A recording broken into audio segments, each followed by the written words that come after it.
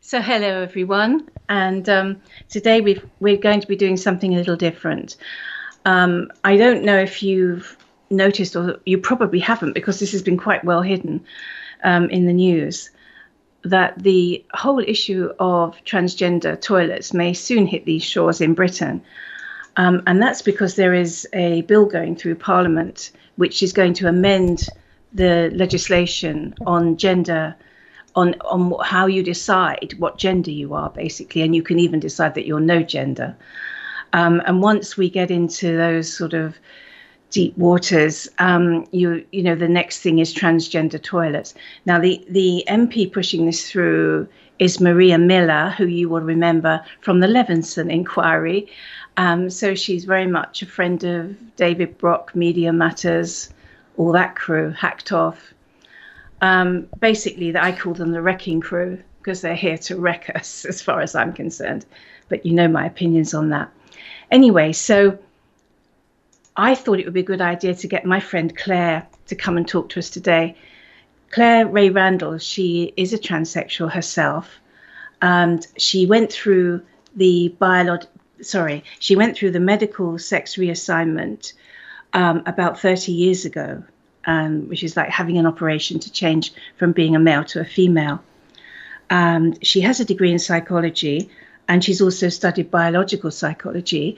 But even on top of that, she was associated for many years with the gender studies department at Leeds University. And a lot of this, what I call nonsense, is coming out of there. And because Claire lives near there as well, she's sort of had a front row seat, if you like, of watching how the whole debate has been deliberately changed into the transgender agenda. So just to say, this is obviously, Claire is my friend and she's transsexual. I've got other transsexual friends. So this is not about, knocking transsexual people, genuine transsexual people, but it's about exposing the agenda. And that's what we're going to be doing today. So hello, Claire. Hello, Annie. Thank you very much for that lovely introduction. Okay. So I think it might be good if you want to explain a little bit about the Maria Miller thing before we get going? Yes, well, Maria Miller is a member of the Equalities Committee in the House of Parliament, and she's brought forward this private members' bill called the Gender Identity what's the word? Protected Characteristics bill, which probably to most people I think, what on earth does that mean? And so there isn't actually a proper script of it on Hansard or Houses of Parliament website. It went through its first reading some months ago, and it was to have its second reading on Friday, but nothing happened. It was then postponed until the 24th of March, so we shall see what happens with it. But there's kind of numerous things about this that I find very concerning, not least of which is the fact that there's no proper script of it, so we're not even sure what they're trying to propose, and there's nothing from the first reading. I think quite often first readings are just a case of they bring they bring a document to Parliament, wave it about and say this is for, improving the lives of transgender people, and they all say, yes, lovely, and then that's it. So we don't really know a lot about it. That's the first thing. But what has been talked about informally by people like Maria Miller is that, it actually says on Hansard that this would replace the provisions of gender identity protection introduced by the 2004 Gender Recognition Act, and that it would replace gender reassignment. So basically, what we have so far is that Maria Miller is saying that medical gender reassignment, which is recognised through the Gender Recognition Act of 2004, will be replaced by apparently a mere claim we've seen numerous instances of this, and we saw an example of how this would be implemented last year in the United States when President Obama made this. I think it was an executive order, but anyway, people, the listeners may recall that there was a great deal of fuss about transgender toilets, and this is, of course, the crunch of where it comes to. Because basically what it seems to amount to is that instead of having legally and medically recognised criteria for gender recognition, that actually this will now be simply replaced by a verbal declaration of what somebody claims their gender to be at any one time. And in fact, Maria Miller herself has said, and I think it was in an article she wrote for The Telegraph about a year ago, that gender is being seen more and more as a fluid concept. Well, I think when you say things like that, what you're essentially doing is you are changing an established meaning. And this goes against all cultural assumptions throughout the world since the beginning of time. Or biological assumptions too. Yes, that's right. Yeah. I mean, I was sorry, just wanted to say something. Well, it might be worth throwing this in here. I mean, the whole of nature is divided into male and female. And if it wasn't, there would be no nature, because nature exists by the male and the female having sex all the time. That's what's going on. I mean, you know that. Of course. And one of the things that we see happening with the LGBT and transgender lobby, which I may say, really, I'll probably get into this later, but it's a long way from the actual people who have gone through transsexual transition over a long period in the past. This attempt at redefining of gender identity in the way that this is being done at the moment is really nothing to do with the gaining of gender recognition by genuine transsexual people. I would say that it's a cultural Marxist attempt to deconstruct and destroy gender. This is why I'm provisionally titling the book that I'm writing on this subject "The War on Gender," because it is designed to destroy gender distinctions completely, so that it's actually, although a lot of this is being put forward by certain types of feminists, nonetheless this would actually negate provisions for protection that women have fought long and hard to achieve over the last century. And it seems odd to me as well that the whole of, they're always banging on about the science is settled, the science. They base everything on science. If you can't find any evidence for it in science, it doesn't exist. And especially their fake science, like climate change. I mean, everything is like science. Then you come along and go, well, look at the science on this. Oh, no, we're not going to look at the science on that. It's like, no, it's just how people feel. That. And there's a whole idea of gender fluidity. It scares the hell out of me, because what do you mean then? Because that's like water flowing backwards and forwards. So could I wake up one day and be a man and another day be a woman? And where does that leave us in terms of security and privacy in our loos, for example? Well, exactly. This is obviously the sharp end, because in the street, well, who really cares, you know? But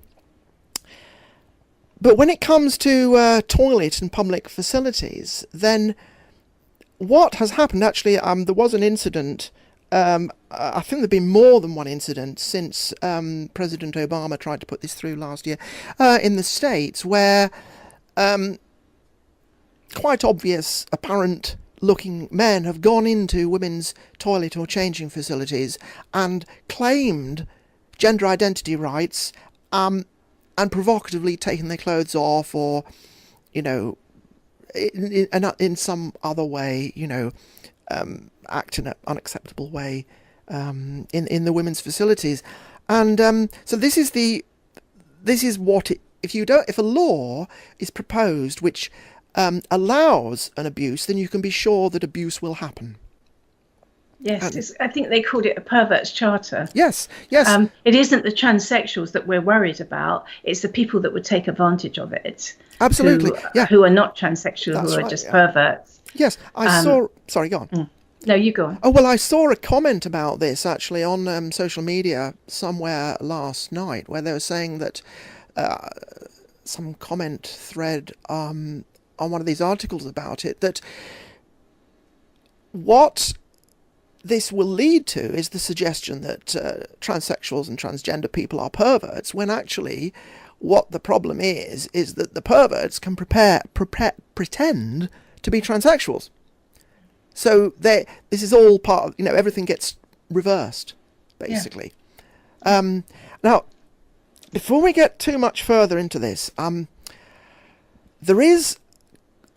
Now, I myself, I've had quite a strong kind of view on this for many, many years.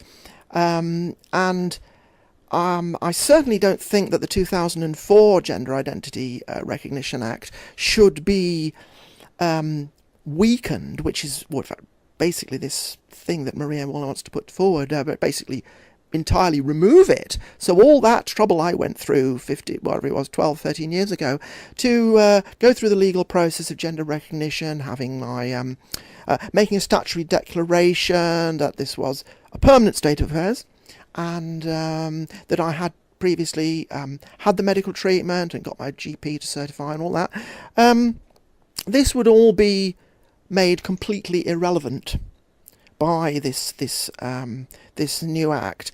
Now, there were certain reservations about the 2004 Act, which I've held for a long time, but I didn't think there was really any chance of doing anything about. But it now looks like that they're going entirely in the direction of opening up this weaknesses and flaws in the 2004 Act rather than strengthening it.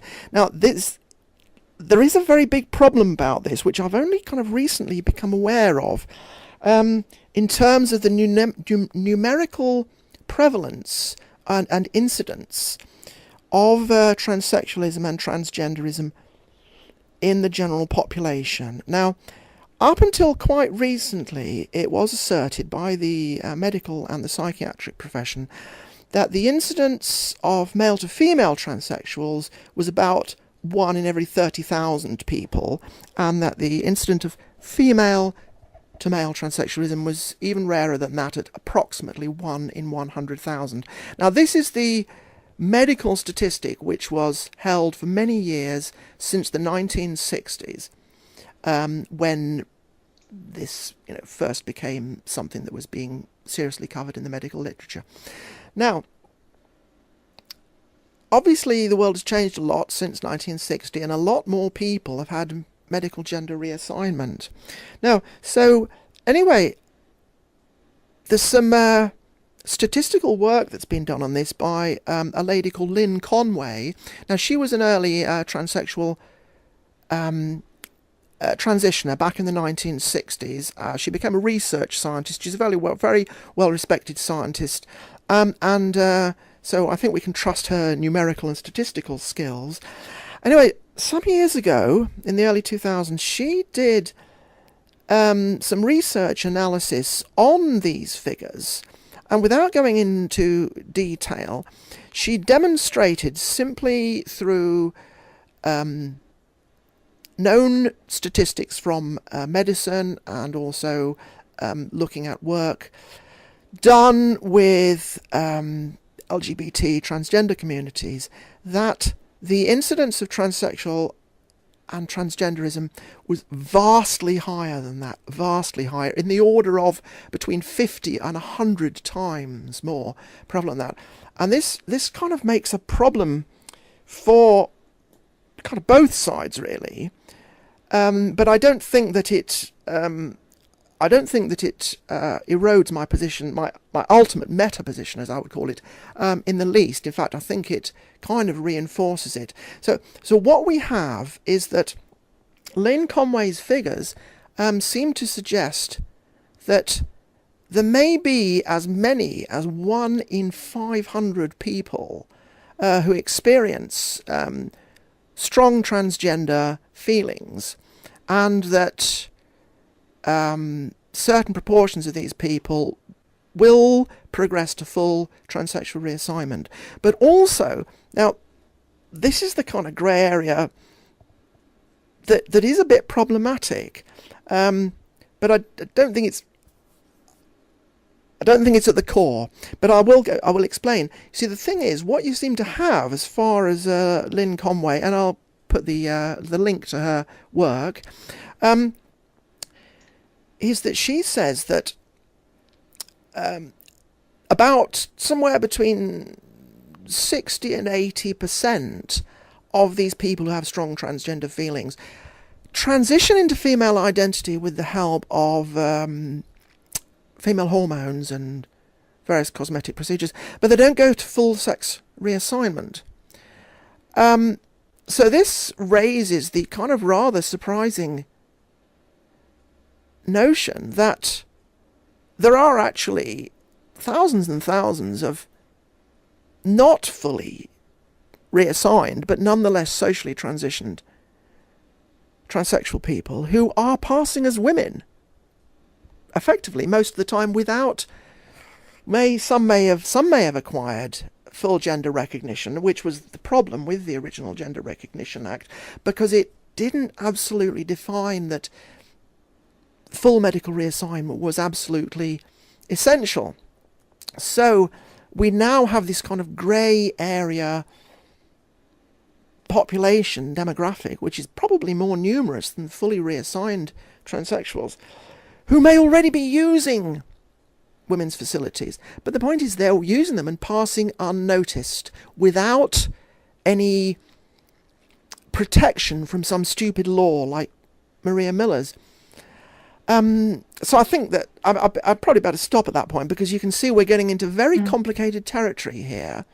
But I don't believe that President Obama's action or Maria Miller's action is the way to go forward with it at all, because I think it just completely destroys it rather than helping to redefine and clarify, which is I think where we need to go with it.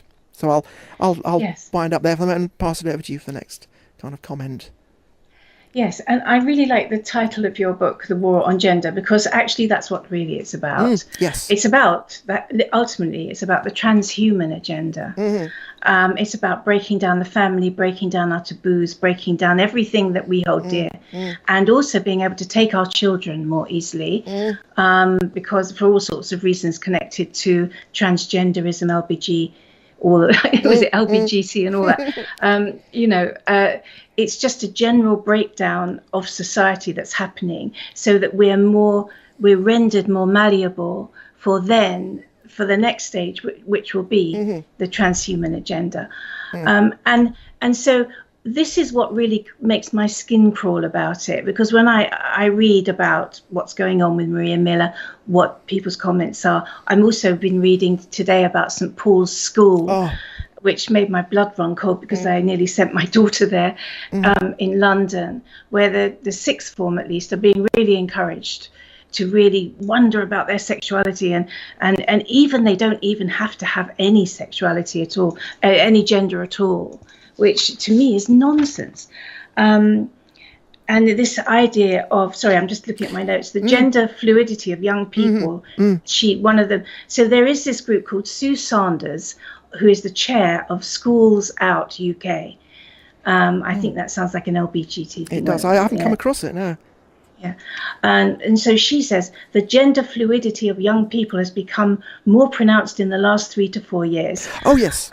Growing confidence and young people to challenge now this is the bit that annoys me, and I'll explain why when I've read. Growing confidence in young people to challenge binary constraints.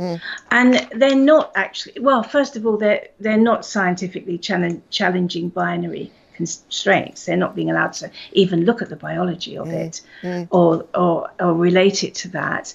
But that's not the point. It's being presented as we're these old stick in the muds. We've been holding everybody back with these gender constraints for thousands of years.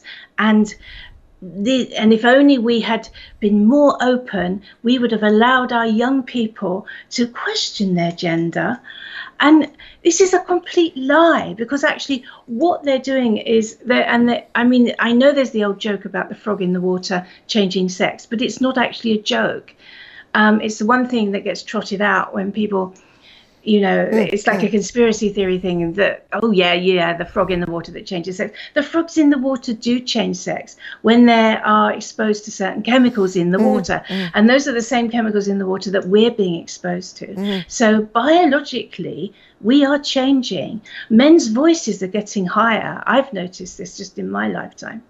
The actual strong alpha male is getting to be a rare species, an endangered species. Men are much more feminized, and it's partly through endocrine disruptors in the food and water, certain chemicals, which have been, I believe, been deliberately put there.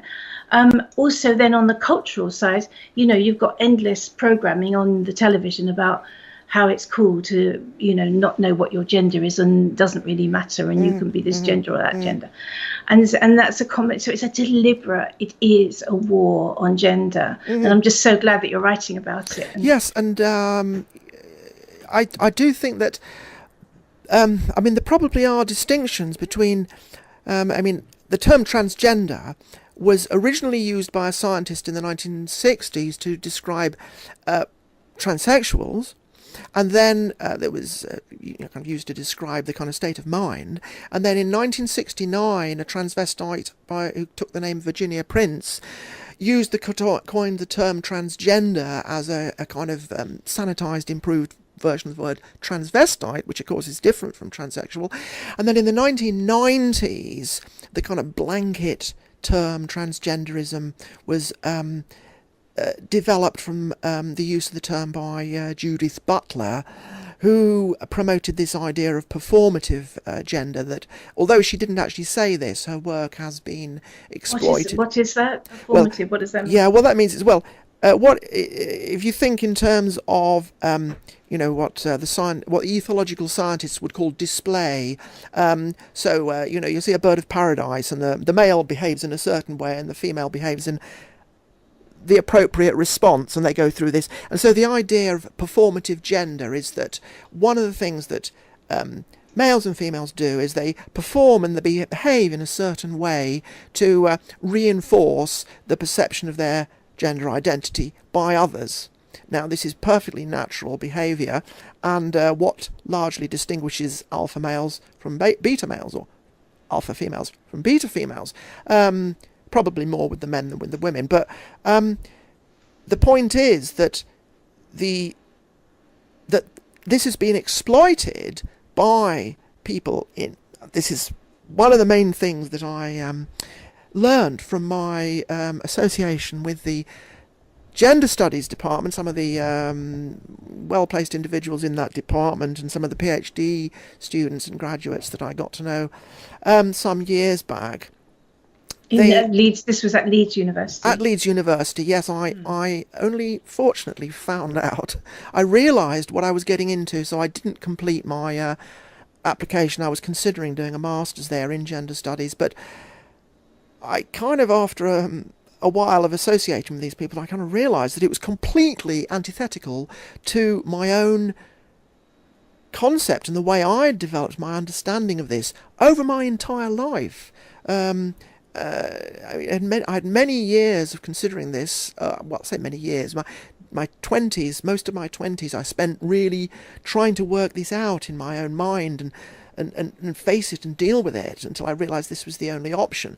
But in gender studies, they say, no, gender is just a performative act. So basically, you can just tell. So they go back to, for instance, one of the classic examples they use is when the Stonewall riots happened, I think it was 1969, but I could be wrong, which has become a kind of iconic thing in LGBT history. There were drag queens in there. Now, I don't know whether these drag queens were real transsexuals, or were they just transgender, or whether they are what. I don't know about that. But the transgender the queer theory people in gender studies, they say, oh, well, these people qualify as women because socially they have gravitated into that niche. But transvestites, especially at that time, could be just men dressing up at the weekend and then going back to being a man during the week. Well, exactly, so. That's right. And that's why I say there is the term transgender. That's why I really don't like the use of the term transgender unless people are very clear about how they're using it, because it has had so many meanings. It is now an umbrella term that can be used to identify anybody from someone like me who's, fully reassigned, lifetime commitment, felt this way since the earliest childhood, and, hopefully reasonably congruent in my, desired gender position in society. But all the way through to somebody who occasionally has a little bit of transvestite fantasy or something. Well, they're transgender as well, so they can, experience their fantasies by going into a ladies' toilet and saying, I identify as a woman. That is the complete flaw of fluidity, which, you mentioned fluidity. This idea, fluids don't have shape. Basically, that's the idea, isn't it? No, so gender has no shape. So there is, if something doesn't have any shape or any definition, then it can be anything. So basically, that's what gender fluidity is suggesting, is that they're trying to basically eradicate the concept of gender. And just go back to that example from St. Paul's, what you say about fluidity. I do remember there was a very interesting comment thread on that. And one of the things that somebody said was, this is an example of contagion. And I think this is really, really huge thing going on at the moment, and hopefully it will burn itself out a bit like the Cultural Revolution did in the 60s, because everybody's suddenly got infected with this notion of gender fluidity or transgender identity and stuff like that. And I would just say flat out to these people, if you haven't felt that you're in the wrong body since your earliest memories, then this is not you. But but that's what they're suggesting. They're suggesting that anybody, they say, I think it was St. Paul's, I think they said, oh, well, there's 10 girls come forward claiming. But you can just imagine the peer pressure and the pressure from and also at that age, you have crushes on teachers and the head girl. I had a crush on the head girl, and I didn't turn out to be gay or anything. So it's a normal thing to have the crush on one of the prefects or something like that. And if she's saying, all of this, it's a bit like the Milo thing as well. Absolutely, fact. Yes. Milo, I've done a whole separate video on that, on that whole kind of Stockholm syndrome side of it. But it is the fact that Milo was going into, he went to the Skinner's school at Tunbridge. I think actually he was banned from there finally. But the young kids love him. And so if he says something's cool, they're going to think it's cool and want to do it. So same thing. Absolutely. Sorry. In fact, no.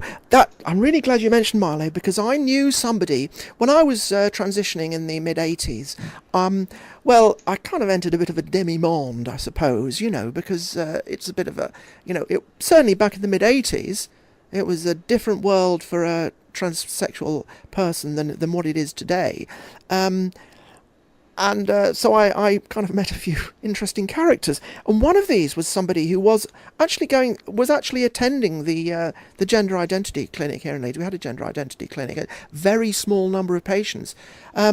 So it's only seeing like 12 people at a time, and perhaps only 2 or 3 of those might get full treatment in 1 year. So very, very specialised, high level of triage, as I would have used the term, to selection. Basically, of who's appropriate, who is ready.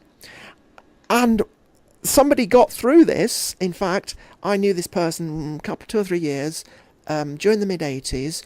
And he was actually, I think he was certainly, if he wasn't properly on the list to get reassignment surgery, he was kind of on the list to get on the list, if you see what I mean. And I always had just extreme kind of reservations about this person, because he just seemed so keen on sex with men that the identity of being female really sort of was almost secondary. Anyway, I don't know whether it was because he was triggered by the fact that I, eventually came up for completing my treatment. But anyway, he kind of disappeared from my social scene for a while, and about 6 months or a year later, I bumped into him on the street. He had detransitioned, had like, a couple of weeks of stubble growth, and was clearly had reverted and was passing as the boy that, the young man that he was, and he kind of embarrassedly explained to me, he said, "Oh no, well, it's because I really couldn't come to terms with the fact of being gay, and I thought my parents would not accept me being gay, so I had managed to go through some kind of internal thing whereby he had persuaded himself that if he was female, that his parents would be able to accept his sexual identification with having to being gay, or rather having relationships with men." But the punchline to this, which I shall now tell you, is that he was molested as a child, roughly around about the age that Milo was. Somewhere, I'm not absolutely certain, but somewhere in the age group 10 to 12, perhaps 13 maybe, 10, 11, 12. And so I had always wondered if that had also contributed to it in some kind of psychodynamic form of defence that had got kind of factored in. Well, it's like Stockholm syndrome. Yes, exactly. Kind of just thing. like how Milo is now kind of admitting, well, I could have been defending my feelings and making excuses for the guy.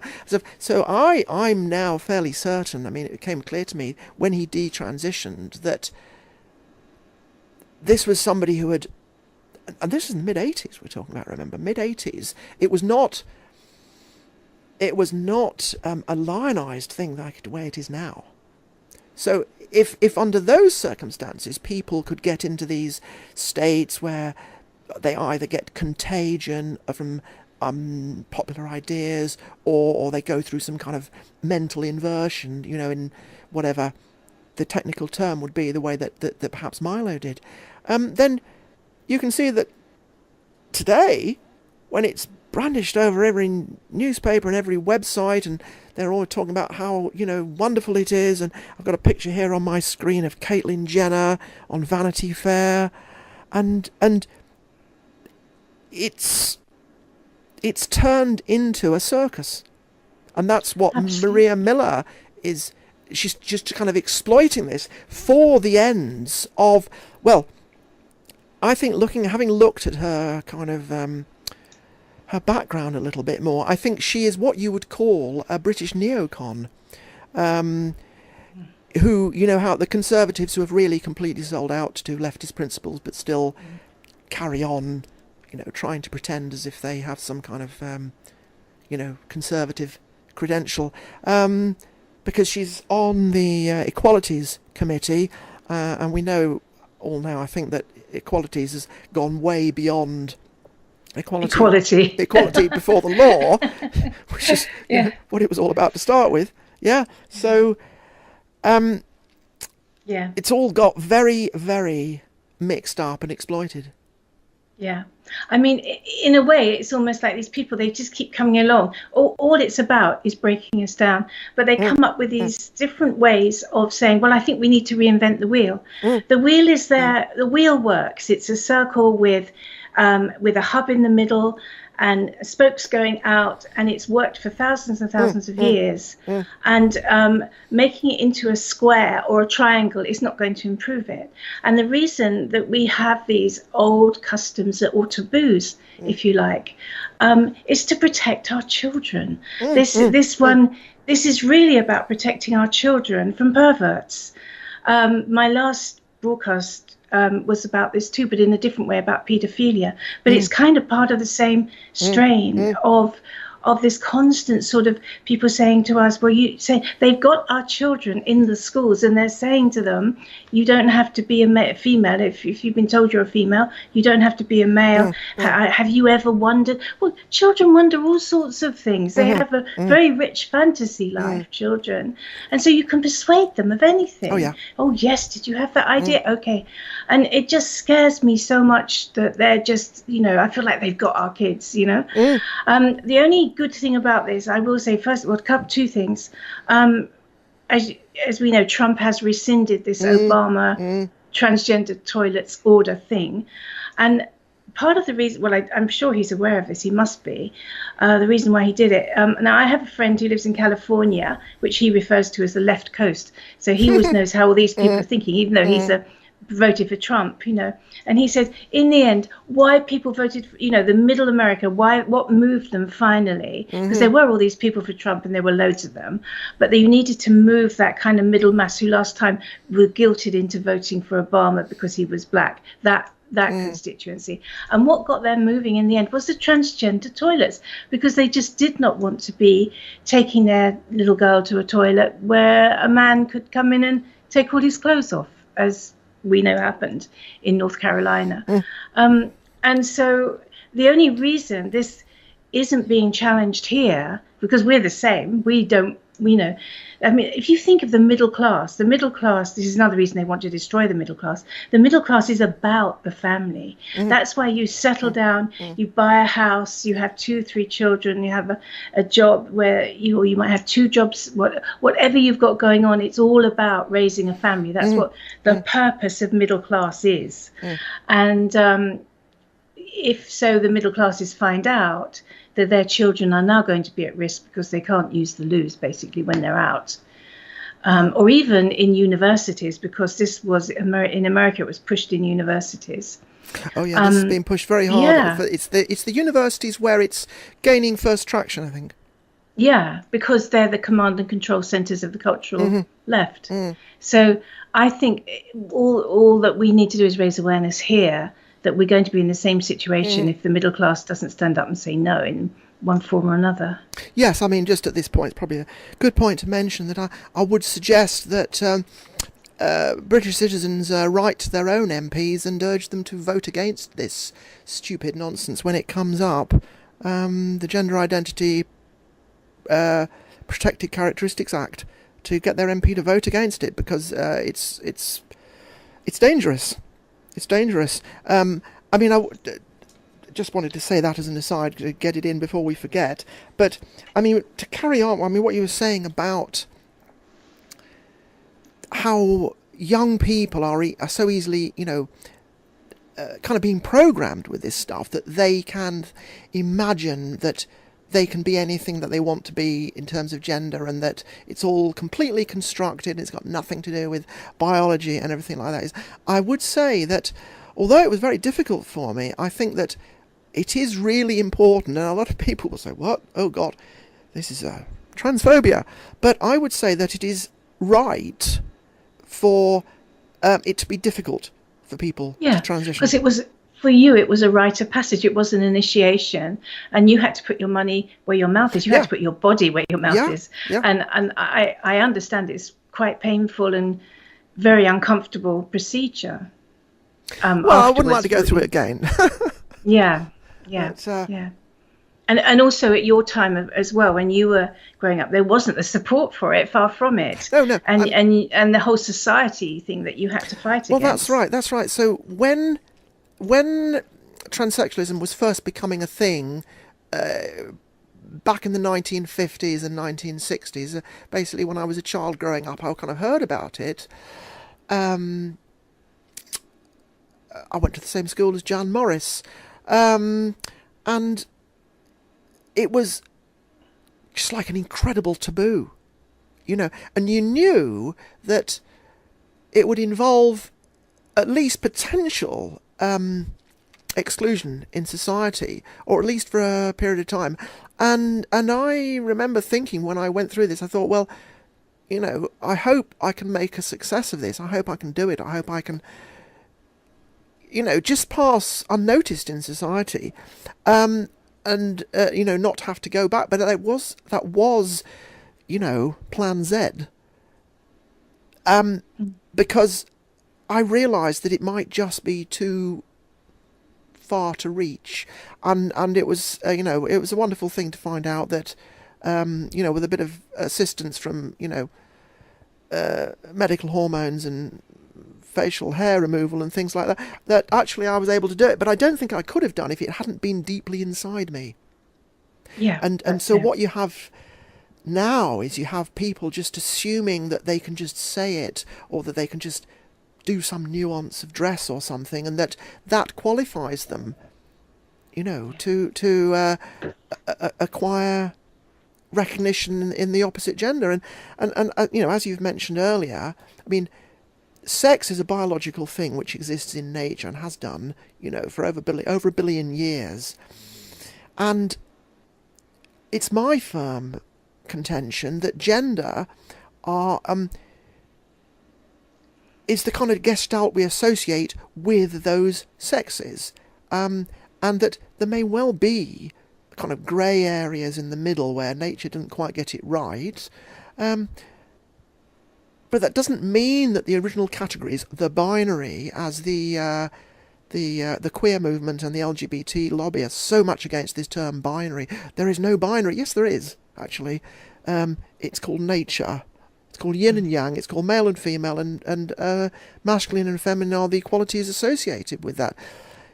We have to find ways of dealing with the intermediate grey area, people who aren't able to fully reassign for whatever reason, or people who have mixed up feelings and sometimes feel this way or that. But exceptions are not a reason for destroying the rule. We just have to find ways of drawing lines and creating boundaries that are effective and function, rather than saying, oh, there are no boundaries at all. It's like the open borders debate. It's the same thing. It's like every time they want to break something down, it's like, no, it doesn't exist. No, you don't need it. No, there's no reason for it. And you can give them a million reasons why you need that, but they won't listen, because the agenda is actually to break down your walls, to break down your taboos, to break down your society. Exactly. So, when do you think your book will be out? Well, I'm hoping to get it out this year. I mean, it's been quite a long time in the making. The trouble is, every time I find out something new, I have to kind of expand my kind of remit on it. But it does seem to be very much the thing this year, and I have got down to it with renewed vigour recently, and I do hope to have it out this year, because I've got to get it there while it's a hot topic still, and I want to contribute to this debate. And I'm glad to see there are other transsexual people and even transgender people who are in this grey area that I talked about, are coming out with firm proposals, and not giving in to this. I mean, I alienated myself from a transsexual group I was on some years ago by taking a firm view on this, but it's kind of reached a head now. I mean, I think that you mentioned Trump earlier. Well, yes. I have a little bit in common with Trump over this, not in the way one might expect, but when Trump announced that he was going to go for the presidency, he said, "Look, I've got a great life. I don't need to do this. My life is fine, but I just look there, it's a mess. I want to do something about it." And that's my feeling. That's where I am with this whole transgender debates and stuff. I'm okay. I've transitioned, unless I, undergo extreme scrutiny, I usually pass and nobody questions me. I don't need to get involved in this, but I look out there and it's a mess. Something needs to be done about it. Somebody needs to take a firm line, and it needs to come from people who have studied this, people who have experienced this, and people who are willing to get up and contest this with people like Maria Miller, who say things like the day-to-day realities of life for trans people in Britain are very different from the glitz and glamour of Hollywood, and referring to Caitlyn Jenner, or Caitlyn Jenner saying to President Trump when he rescinded Obama's order, he should come and talk to me about this. Caitlyn Jenner is an undecided transgender person who is not, I don't know whether she's completed medical reassignment or not, but she's like 62, 63. I mean, Caitlyn Jenner, people like Caitlyn Jenner are not the kind of people who need to be giving advice to Maria Miller. You need to be seeing people who have been fully transitioned for a very long time, people who have not shown the indecision that people like Caitlyn Jenner show, that you don't pander to the celebrity, you know where the celebrities always come out on, don't you? You know, there's always open borders, no genders, all that. Well, all the Hollywood studios now are owned by the Chinese, so the Chinese were going to be the head of the New World Order. That was the plan, if the New World Order had won. So, obviously, if these celebrities want work, they have to be on the side of the globalist agenda, which is a war on gender, is a war on the family, and it's moving towards the transhuman agenda, where eventually we'll just be robots and slaves for the Chinese, basically. Yeah. So that's really the way I see it going. I also wonder, just quickly, if we should maybe finish in about a few minutes. But you mentioned that 2004 bill and you weren't that happy with it, but now the new one is not going to fix anything about the 2004 bill. And I'm now wondering if that was also part of the agenda, just to kind of gently introduce something. Oh, I think it was. And then come in with the kind of... I think it was. Harder line version. Yes. Well, I watched pretty much the whole of the third reading debate, because obviously the third reading in the Commons is the real big one, And it was about a very long debate, and I listened to most of it, and I recorded most of it on VHS off the Parliament channel. And a very interesting little episode that I do recall very well from it is the Reverend Ian Paisley got up from the opposition benches and said, I'm very concerned, I can't do the accent, I'm very concerned that this will allow, I can't remember exact terms, but basically what has been allowed by the Obama order, that men will gain access. And you may recognise the name of David Lammy. Yeah. Who was the Labour member who was in charge of this bill, saying, no, that won't happen. That won't happen. And the reason why the Reverend Ian Paisley made this objection was because the bill was fuzzy in its... Well, they like to leave loopholes, don't they? So what it does is, to gain a Gender Recognition Act, one had to... say that one had been living in one's desired gender for at least 2 years, that one had been receiving the medical treatment, and that a medical practitioner, qualified medical practitioner, because obviously not just anybody, but somebody who's specialised in this subject, has affirmed that you have gender identity disorder. Now, it did not actually specify that people should have had sex reassignment. Now, there's kind of in-group political things in the trans movement itself as to why this happened, and that's probably too much to go into. But basically, it was designed to lower the bar. I'll just put that it simply. Certainly seems. And also, you've got David Lammy in there. He's, open borders. Yeah, exactly. Let's open everything up. Come on. Exactly. So when I saw him, when the Brexit vote came in, and when I saw him complaining about this within hours of the Brexit vote, I recognised him. I thought, he's one of these people who wants to destroy all boundaries and all borders and everything, so I recognised he's, as I think you said in one of your kind of notes to me, he's one of them. I think you're referring to Maria Miller, but they're all the same. Them is the polite version of the word. That's right. And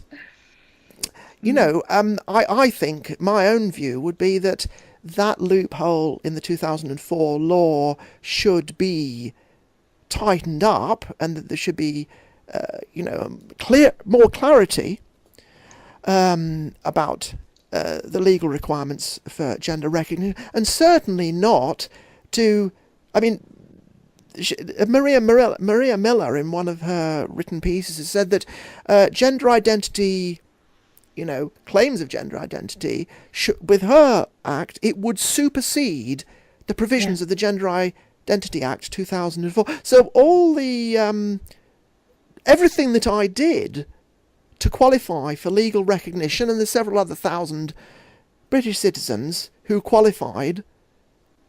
Oh, it's like, well, no, we don't really mind about that. Yeah, it's irrelevant. You don't need any of this, actually. If I'd waited 12 years, and yeah, fine. So it's basically, what it's seeking to do is abolish gender. Yeah.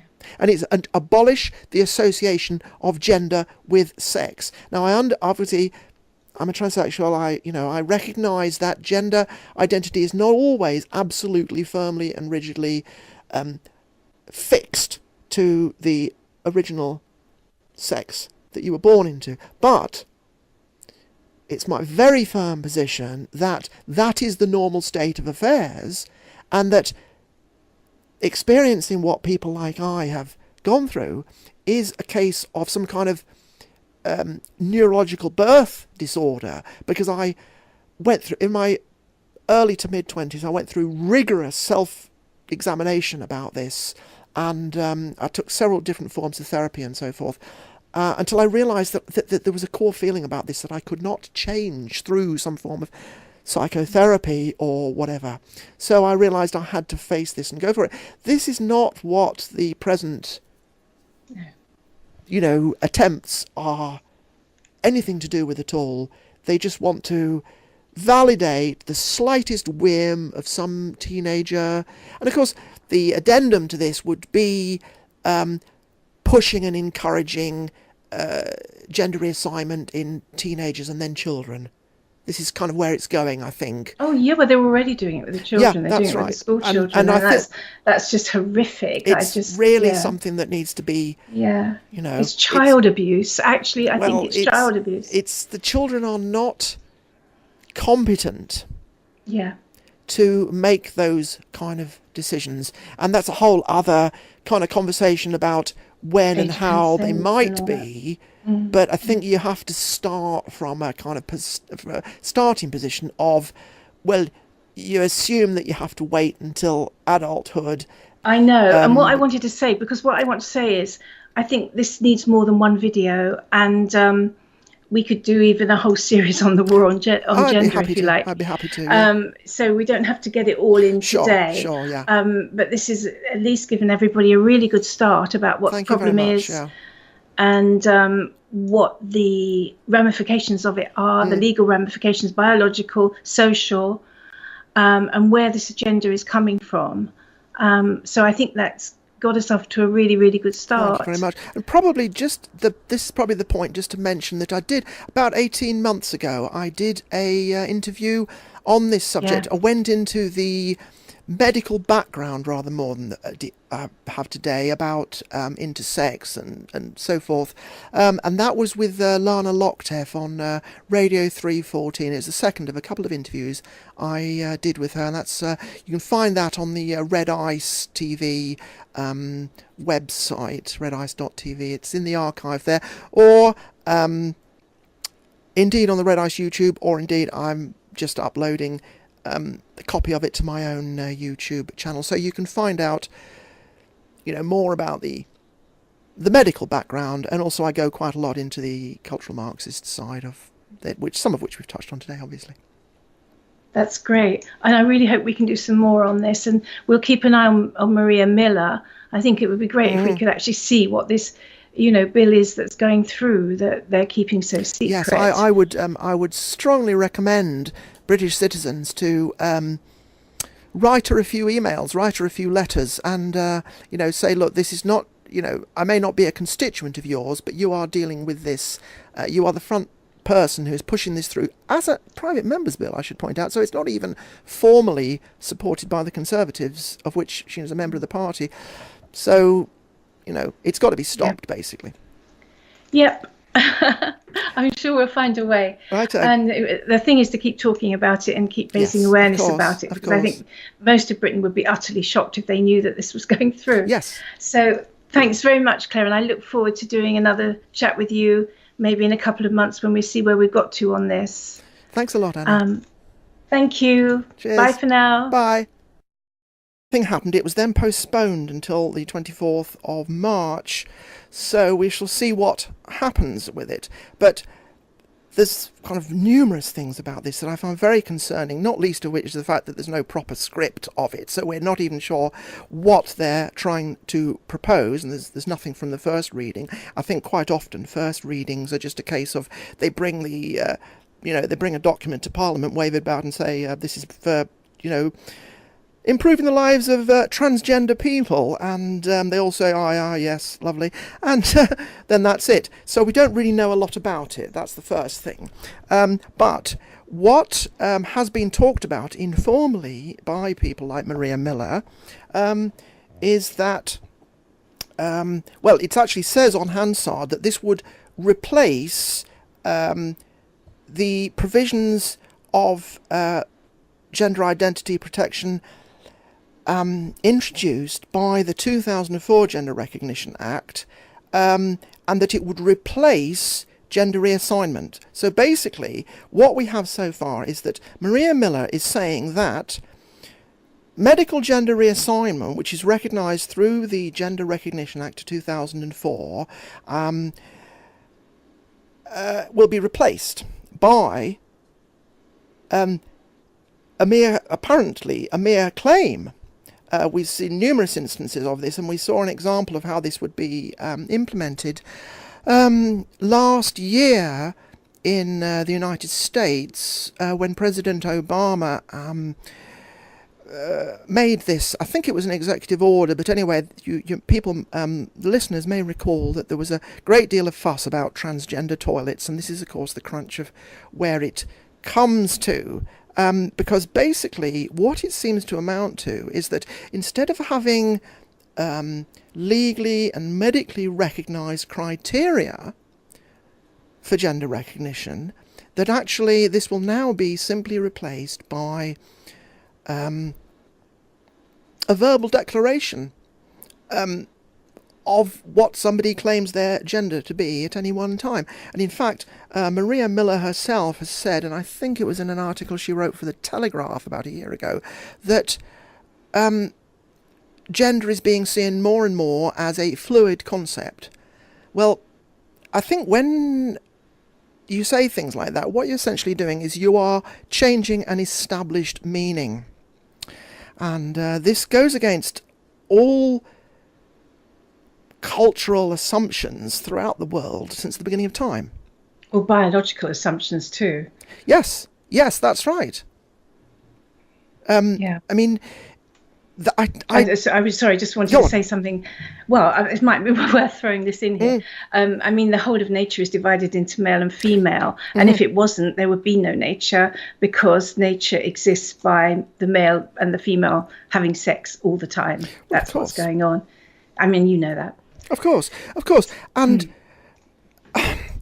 one of the things that we see happening with the LGBT and transgender lobby. So hello, everyone. And today we're going to be doing something a little different.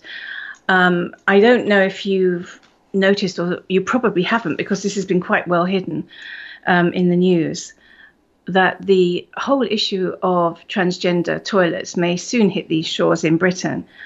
And that's because there is a bill going through Parliament which is going to amend the legislation on gender, on how you decide what gender you are, basically, and you can even decide that you're no gender. And once we get into those sort of deep waters, the next thing is transgender toilets. Now, the MP pushing this through is Maria Miller, who you will remember from the Levinson inquiry. So she's very much a friend of David Brock, Media Matters, all that crew, Hacked Off. Basically, I call them the wrecking crew, because they're here to wreck us, as far as I'm concerned. But you know my opinions on that.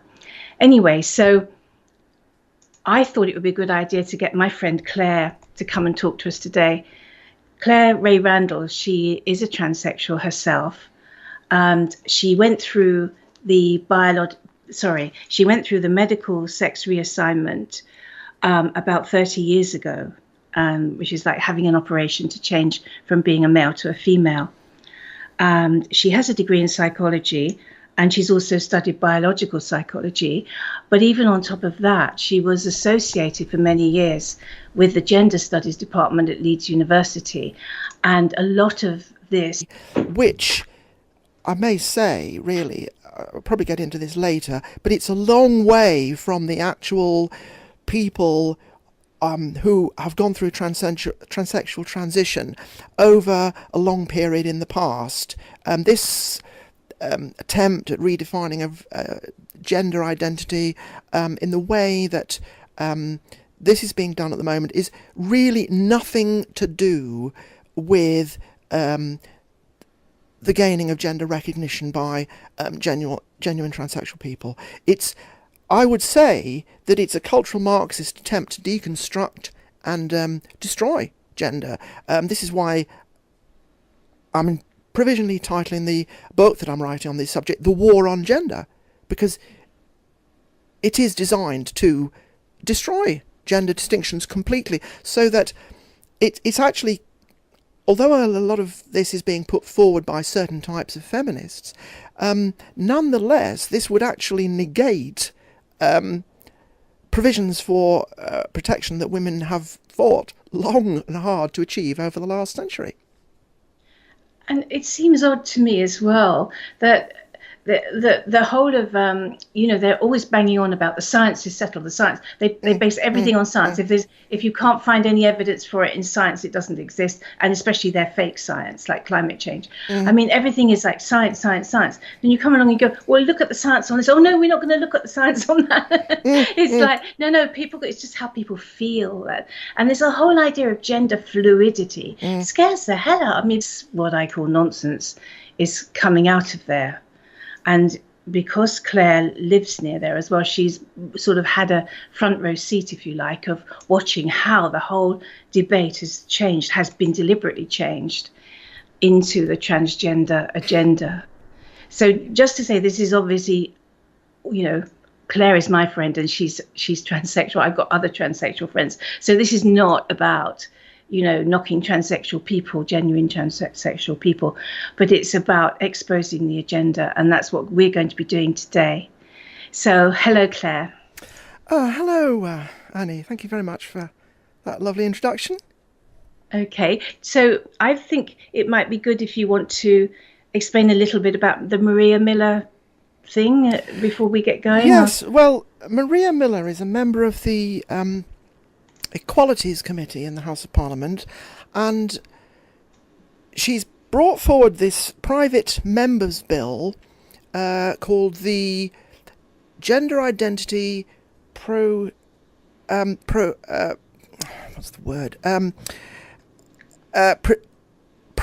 Protected Characteristics bill, which probably to most people I think, what on earth does that mean?